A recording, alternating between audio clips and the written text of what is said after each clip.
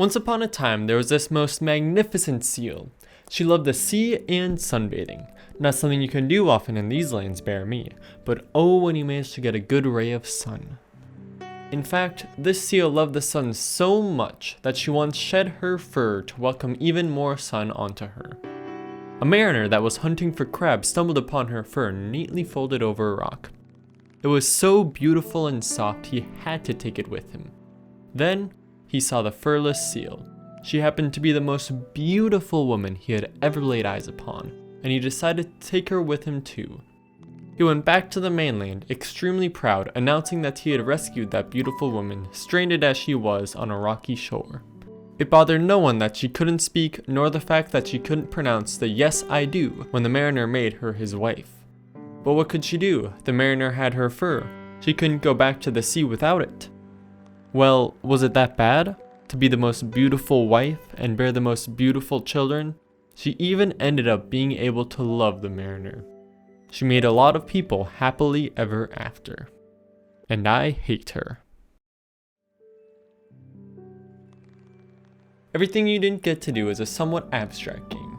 You are stranded on an uninhabitable island where you build cairns and talk to a seal. As the time passes and you build more complex structures, the seal starts to reveal more of the truth of where you are and who you are. It's explained in the dialogue and the final cutscene that you are the most beautiful seal. You were taken away from the island by a fisherman and pretended to enjoy your new life in order to fit in with everyone else. You gave up everything and everyone for something that other people value. The seal tries to subtly test your memory to see if you'll snap back and remember who you are. When this doesn't happen, he decides to cut the charade and tells you the story of your life. After that, the seal talks about how it frustrates him that people just pretend to enjoy something, never complaining, just to not cause a disturbance. I'm sure you know a thing or two about it. You've been doing everything I said since you got here. I guess there are times in life in which you just do whatever it is you need to do to progress. Life's not so simple, eh? Just before the seal leaves to go back to the water, he says one last thing. I forgive you, even if you don't remember me anymore. In the final moments of the game, you uncover the most beautiful seal fur. The game ends with a cutscene of you wearing your fur, swimming with the seal. Once you've found your own skin, there's nothing that can keep you from the sea. In other words, once you find your true self, the person you want to be, you can live a life that you can truly enjoy without having to pretend. I love this game. I love the dialogue, I love the gameplay, I love the visuals, I love everything about it. It feels like a game that perfectly captured the feeling that it wanted. The seal's dialogue is really well written. On my first playthrough, it kept my attention the whole time by twisting the story often, but not too often. It also feels like the seal's an actual being that's talking and not just an NPC. It feels like the seal has emotions that he's trying to get out, but he just doesn't know how. The gameplay is so simplistic, but also so perfect. On an empty island, it only makes sense that you would work with your surroundings to try and make something with what little time you have left.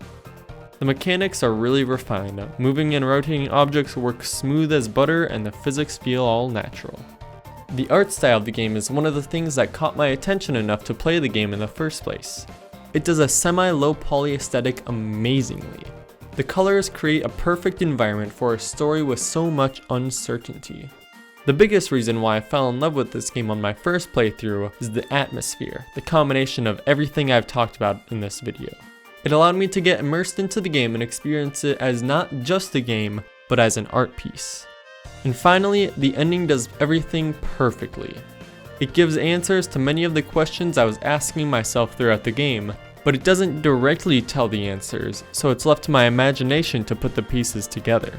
Because of this, every time that I have played through the game, nothing changes with the game, but my understanding of it has changed over time. This game perfectly embodies the feeling of everything you didn't get to do. Everything You Didn't Get to Do is an indie game by Silky Harbor and Deconstruct Team, including art by Francisco Riolobos, which was also used for the intro of this video.